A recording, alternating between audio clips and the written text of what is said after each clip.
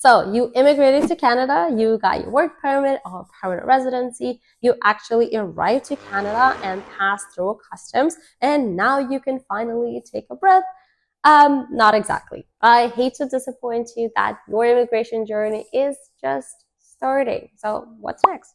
Welcome to my channel where I share valuable information for people who want to come to Canada or already immigrated to help them settle down and start calling Canada their home. And in this video, I'm going to share 6 steps that are absolutely necessary to take for everybody who is just coming to Canada. Many newcomers neglect these steps or do them in the wrong order, which increases the time it takes to settle down and can even cause problems down the road.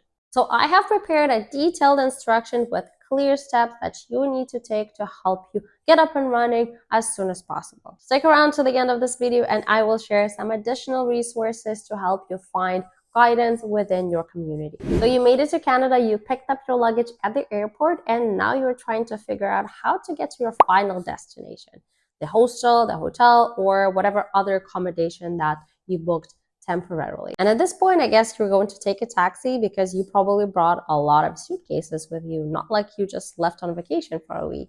But later on, you're going to use public transport a lot. And I highly recommend that you get a public transit pass right away, even if you're taking a taxi for now. They're sold in specific locations, so you might not be able to access one right away, whereas every airport will have a counter or a vending machine for public transit passes. I know you're already stressed as it is, so this will give you peace of mind next time you need to go somewhere. Then you can load a pass with a certain amount of trips. For example, in Montreal, you can load it with 10 trips and it comes out cheaper that way, or you can get a monthly pass.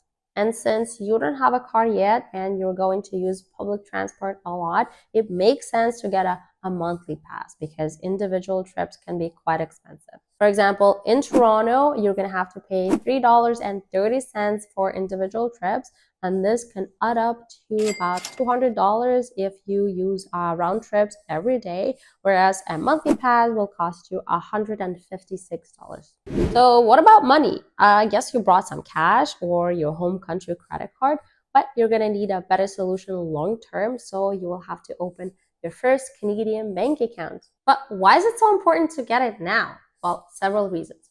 First of all, you're going to need it for the next urgent steps that we're going to discuss in a bit.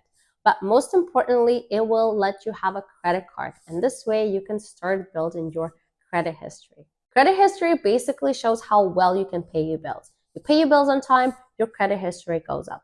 And this will make it so much easier for you to find a good apartment, lower insurance rates for your house, for your car, higher credit card limit, and eventually better mortgage terms. And even if you don't need any of this right now, just remember that credit history takes a while to establish, so it's better to get your first credit card as soon as possible. And it's actually not as difficult as you may think because a lot of banks have special programs for newcomers. For example, at TD, Toronto Dominion Bank, you can get a credit card with up to $15,000 and $0 monthly fee. And there's something I wanted to emphasize now. You may have heard about social insurance number, and I'm going to talk about it in a bit, but remember that you do not need it to open a bank account. You're going to need it later on when you start working and paying your taxes. So don't waste your time at this point, open your bank account first. So with all of this immigration mess, you probably want to get in touch with your family or friends that you left behind. You also need to contact different offices and agencies, or you just simply need internet while you are on the go. I don't know about you, but whenever I'm in the new place, I always need mobile maps to help me find my way. And for all this, you need a cell phone plan. Not gonna lie, mobility in Canada is quite expensive. This happens because there's very little competition between the companies and the government doesn't really interfere much with their operations. There are 3 major companies, Bell, TELUS, and Rogers. I actually work at Bell, and they pretty much dictate their own rules. All of these companies have more affordable brands with lower prices. For example, Bell also owns Virgin Plus and Lucky, so the plans can be a little bit cheaper, but not by much. So shop around, compare different offers, but I'm just going to give you some tips here. First of all, you do not need a 2-year contract with a new smartphone because they're going to make you take a more expensive plan with more internet data, But you will also pay for that smartphone every month because the company is gonna just add a portion of that price in your monthly bill. Second is that you need to know the difference between prepaid and postpaid plans. The 2-year contract I just mentioned is a type of a postpaid plan. You use the services and get a monthly bill. If you happen to use extra internet data or call minutes, the company won't just shut down your service. They will let you use it and make you pay for it. A prepaid plan is a safer bet in the sense that you are paying for your services in advance. And if you use up all your allocations, you don't get any extra charges. So which one is right for you? Well, prepaid plans are cheaper, but they come with fewer features, less internet data, and lower speed. These might not be the priority for you now, but if they are, go with a postpaid plan. A postpaid plan can actually help you build your credit history because you're sort of borrowing money every month until you pay your bill.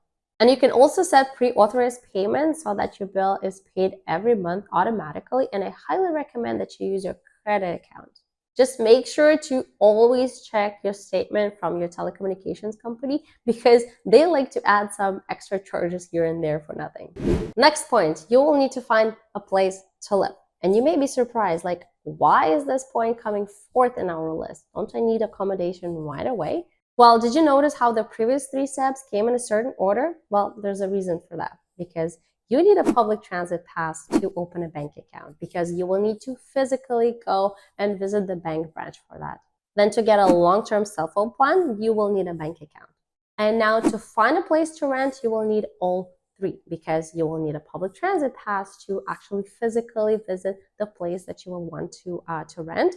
Then you will need a cell phone plan to contact the owners, and you will need a bank account. Well, that's pretty obvious. But it turns out that renting a place in Canada is not as straightforward as you might think. There's a lot of formalities that you have to settle before you can move in. But first of all, let's go over some terms that you will need to know. The person who owns the place and provides it for you to rent is a landlord. And you, the person who is renting, are a tenant. When both of you agree on the terms, you sign a lease. This is a document that describes terms and conditions for renting a place. If something happens later on, your rights will be protected by this document because you can always refer to those terms and conditions. For example, the roof is leaking and your landlord is refusing to fix it. Well, you can use the document to resolve the conflict and make the landlord play by the rules. And you also need to be vigilant because if someone is not providing a lease, then that may be a scam. Then before you sign the lease, you will need to prove that you are a responsible tenant. And for that, your landlord may ask you for certain documents. For example, that can be your letter of employment that states your income, or letters of references from your previous landlords, or even a guarantor. That's basically a person that will pay your rent if you cannot do that. But you just arrived to Canada. You don't have any of that. So what do? One way is to show that you have enough savings in your bank account to cover several months of rent. It can be a bank statement or just a letter from your bank to indicate that you have enough funds for renting. Just make sure that you deposited enough money once you open an account. And a lot of landlords are actually very understanding and willing to work with newcomers. So they may accept just your bank statement. And if you already have a job offer that you signed, even better. But again, you do not need a social insurance number at this point, even though a landlord may ask you for it because they want to check your credit history. But A, you don't have it yet, and B, they can just use your name for that. Okay, so I keep mentioning social insurance number, but what is it exactly and when can you finally apply for it? Social insurance number is a unique number that will be used for tax-related purposes, such as filing taxes or using social benefits. So naturally, you only need it when you start working and pay your taxes or you're ready to use social benefits.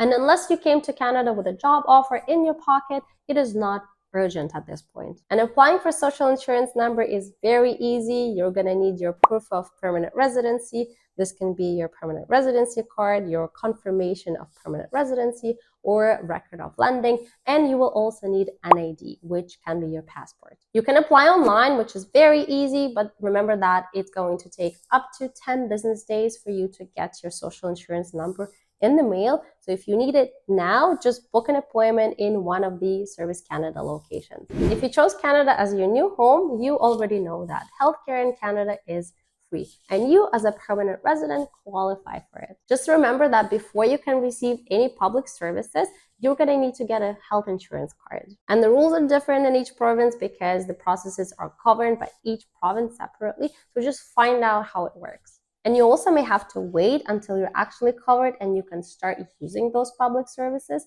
So the sooner you apply for your healthcare card, the better. And as a bonus, I have promised to share some extra services that will further help you settle down and that you can find for free in your local community. So don't be scared to explore. A lot of public services are there for you. And if you have further questions, drop them in the comments below. Go to the Immigration Canada website and navigate to the section for new immigrants. I will also leave a link in the description. This is a database of services that focus on helping you find a job, improving your language skills, signing up your kids for school, and a lot more. Enter the postal code of the place where you live and choose the topic you need help with. Let's put a random postal code here and see what results we get. You'll see different organizations on the left and the services they provide on their right. Some of them are even offered in different languages, such as the Jewish Family Service, for example. And this is it for today. I hope you found it useful. Don't hesitate to subscribe to my channel so that you don't miss any future videos. We will be covering topics such as building your first resume, finding a good apartment, and much more. See you guys later.